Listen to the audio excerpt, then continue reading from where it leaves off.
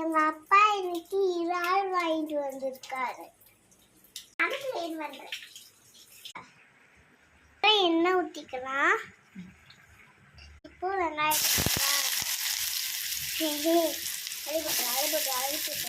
வதக்கிக்கலாம். நல்லா வதக்கி எடுத்துக்கோங்க. இஞ்சி பூண்டு போட்டுக்கலாம்.